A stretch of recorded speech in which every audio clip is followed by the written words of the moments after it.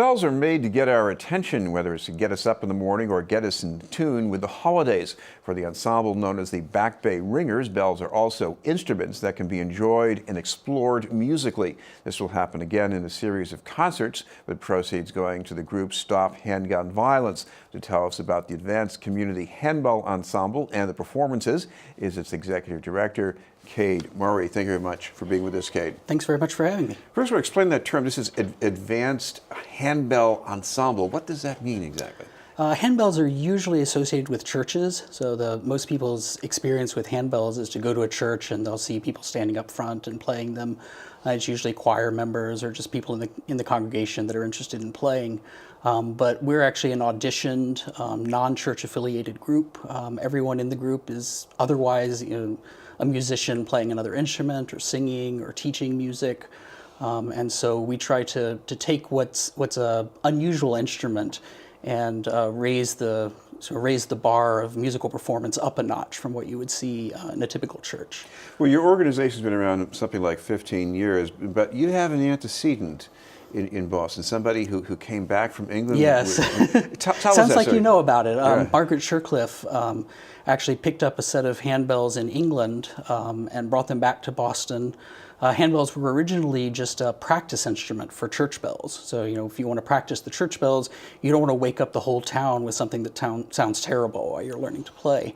And so people developed these small set of bells that you could ring indoors as a way of practicing on the carillon. And then once you had that, people were like, oh, we can actually just play these in the church, and it's great music. And so in England, that was very popular. And when she went there, she was gifted a one-octave set of handbells and came back and then had to find people in the Boston area that would play it. What about your own engagement with handbells? How did that happen? So like many people, my introduction to handbells was through a church. I grew up in Central Florida, and the church that I was in purchased a set of handbells after having another group come through and play them. And people in the church were like, oh, that looks like a lot of fun. Let's buy a set and do something with it. So they purchased a set of handbells and then started asking people that were musically inclined, hey, who wants to learn how to ring these? And so that was something that I did through my middle and high school years. I continued to do it in college somewhat.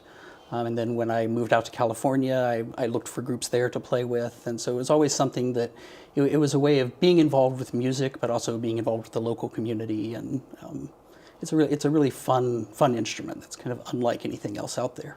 Well, we're going to bring up one example of what you can do with these instruments. And this is a tune, I guess, from one of the Balkan countries.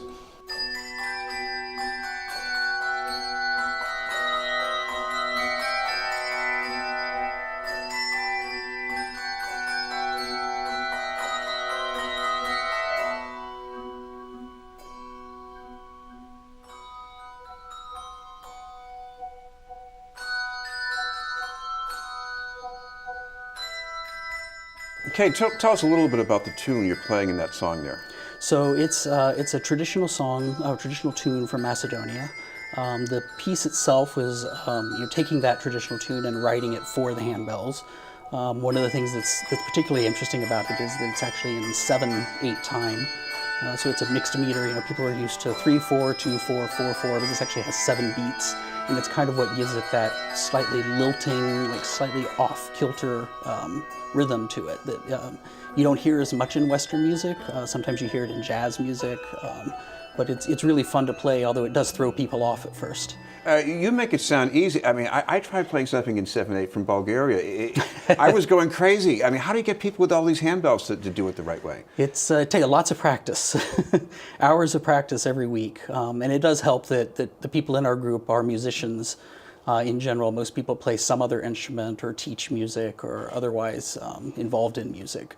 And this is kind of a second hobby. So most people there are pretty familiar with complicated rhythms, so that helps. One of the things that appeals to me is the way you have this sort of overlapping sound. You get the high register, you've got a tone, you've got an overtone mixed in, and then you get the whole environment where this is being performed. Explain to your reviewer, what's it like to be sitting maybe in a church or a hall and hearing that? It does. It's the experience in listening to it is so different from the experience playing it, because you hear what sounds like this unified instrument. But at the same time, when you're playing it, each person is a soloist. You only have you're responsible for maybe 2 bells or 3 bells, and you just come in at your right time. So every single person there, nobody else is doing what they're doing. They're doing their own solo, and yet nobody is important. Nobody is the soloist, and the goal is to blend with what everyone else is doing so that it just sounds like one person playing a piano. Although it sounds like they probably have 4 or 5 hands at the same time because you have so many notes going on. We're also going to let our viewers hear an example of a contemporary work. It's called Metamorphosis.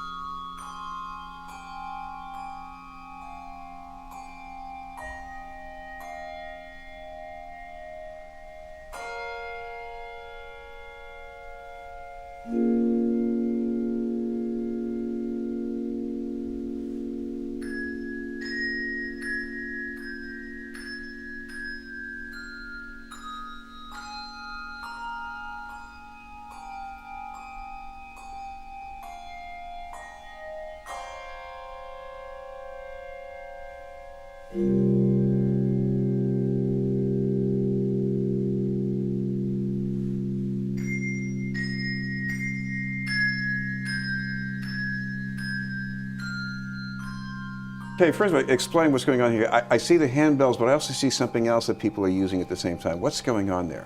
There's actually a number of different instruments that we use. We use different types of handbells that produce different sounds. We use hand chimes, which are kind of like tuning forks, which is some of what you see in that piece as well. They produce a very, very pure sound with almost no overtones. So it gives it that haunting, so almost flute or organ-like quality. And then you can mix that with the bells. It's almost like using different stops on an organ that lets you produce different tones. So you can bring out a melody passage, or you can have an accompaniment to the part that you're playing that sounds different. And so we make use of other percussion instruments as well as other types of handbells that have different quality of sound. Well, one of the other things about the history of your organization, you're very socially engaged with different organizations and causes. And this time in the spring concerts, you're going to be pairing up with Stop Handgun Violence. Can you tell us a little bit about that? Yeah, that's something that we're actually really excited about. The collaboration came about because of a book that was released just, I think, at the end of 2017 called Bullets into Bells, which is a book of poems and reactions to the recent handgun violence that has sort of permeated the country and the news and everything. And that book came out at about the same time that we also premiered an instrumental work that was written specifically in response to the Pulse nightclub shooting. And so it really resonated with us, and we felt that we really wanted to have an artistic response to that, that we could couple with poetry, spoken word, and then not only have that, but then take the proceeds from the concerts and donate that to an organization that's actually working to fight against what's happening. And so Stop Handgun Violence is a local group it's based in Beverly and really works specifically within Massachusetts, and we always like to bring things close to home.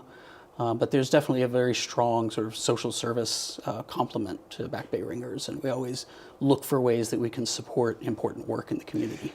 Well, you've got 3 concert dates, including one in Boston.